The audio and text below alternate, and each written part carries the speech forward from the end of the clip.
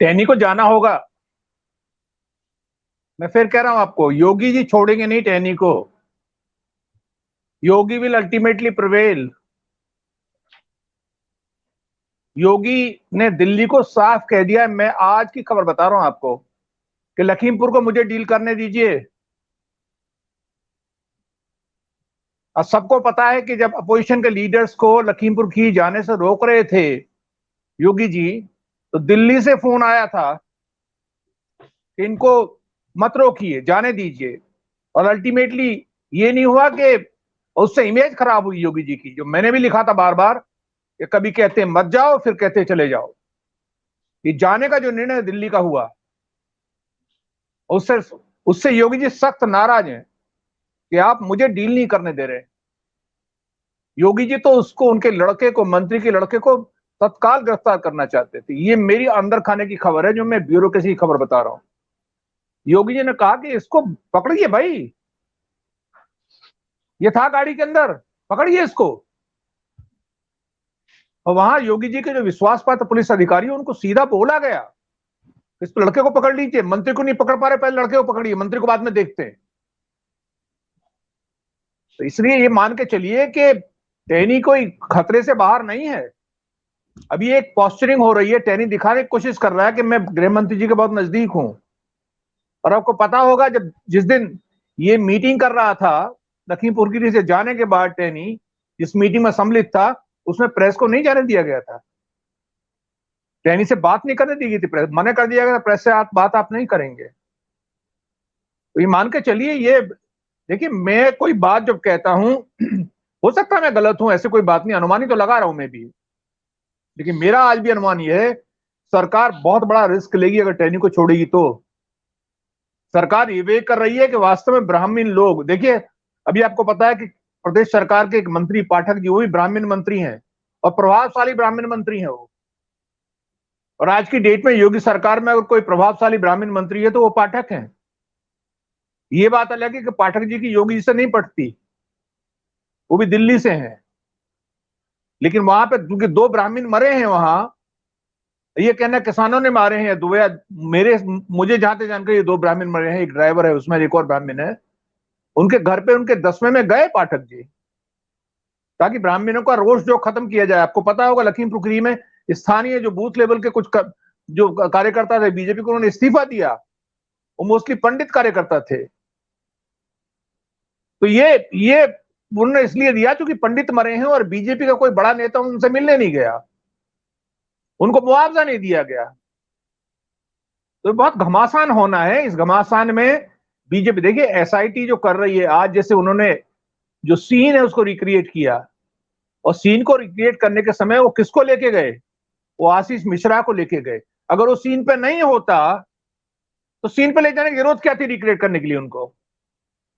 उसका दोस्त जो था, जो दास है, अंकित दास, वो भी गया क्योंकि वो भी मौके पे था।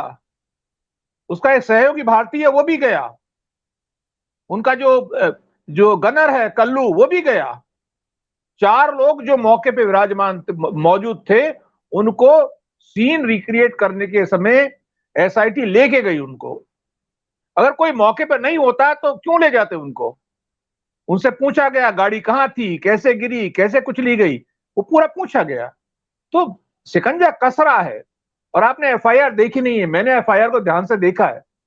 जो एफआईआर दर्ज हुई है उसमें जो धाराएं लगी हुई हैं, उन धाराओं को, पहली 3 धाराओं को छोड़ दीजिए, 147, 48 और 49 को, जो बलवा करने की, दंगा करने की है, सामूहिक रूप से दंगा करने की है। उसके बाद की जो धाराएं हैं उसमें ग्रीवियस हर्ट का सेक्शन है। यूं ही नहीं मैं बन जाता हूं।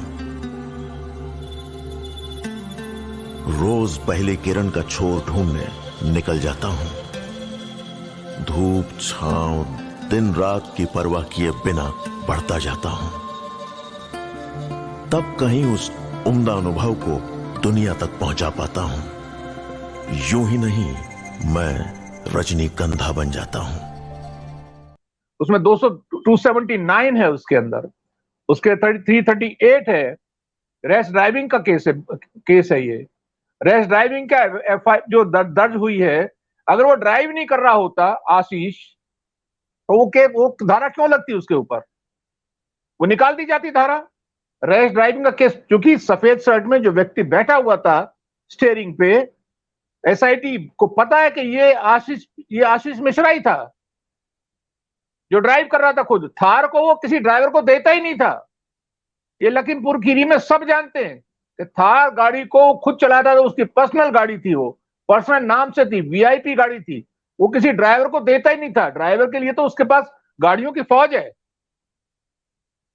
तो इसलिए जो जो बन रहा है, और उसके अंदर 120B है एफआईआर की, जो पेज नंबर 5 है, वो मैंने अपने ट्विटर पे भी लगाया। बड़ी मुश्किल से मुझे मिला पेज नंबर 5, जो अहम पेज है। उसमें साफ लिखा है कि टेनी ने जो भड़काऊ भाषण दिया था, उसने तो केंद्र सरकार पे भी आक्षेप है एफआईआर में कि जो टेनी ने भड़काऊ भाषण दिया था केंद्रीय मंत्री ने, उस पर केंद्र सरकार ने कोई कार्रवाई नहीं की। ये लिखा है उसके अंदर।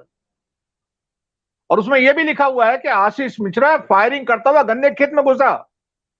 ये प्रत्यक्षदर्शियों ने देखा है। और उसके बाद उसमें यह भी लिखा है कि जो कॉन्स्पिरेसी है, जो षड्यंत्र है, वो पिता पुत्र दोनों ने मिलके किया। इनको सबक सिखाना है। 120B जो लगती है, षड्यंत्र एक व्यक्ति कभी नहीं कर सकता। षड्यंत्र के लिए, कॉन्स्पिरेसी के लिए कम से कम 2 व्यक्ति चाहिए। तो एफआईआर में जो नाम है कॉन्स्पिरेसी में, मिनिस्टर और उसके बेटे का नाम है। अंकित दास का कॉन्स्पिरेसी में नहीं लिखा हुआ है नाम। तो ये मान के चलिए कि कानूनी रूप से अभी 20 तारीख को सुनवाई है सुप्रीम कोर्ट में। पूछेगी ना सुप्रीम कोर्ट कि एफआईआर में जिनके नाम दर्ज हैं, जिन पे आरोप लगे हैं, क्या सब गिरफ्तार हो गए? कौन बचा? बताना पड़ेगा इनको कौन बचा और क्यों छोड़ा आपने। इसी की तो जल्दी हो रही है। योगी जी मंत्री को बकसने के मूड में नहीं है। योगी जी ने अपने मन में तय कर लिया है कि टेनी को अंदर करना है। कोई भी ब्राह्मण नेता और ले आइए, आप एडजस्ट करने को तैयार हैं, लेकिन टेनी बर्दाश्त नहीं है। टेनी योगी के खिलाफ धुरबंदी जो है प्रदेश के अंदर, केंद्र सरकार में जो योगी जी के विरोधी लोग हैं, उनके साथ जो गुटबंदी है, उसमें टेनी एक सक्रिय सदस्य है यूपी का। तो आप सोच रहे हैं Yogi ji has put his foot down in Lakhimpur Kheri now.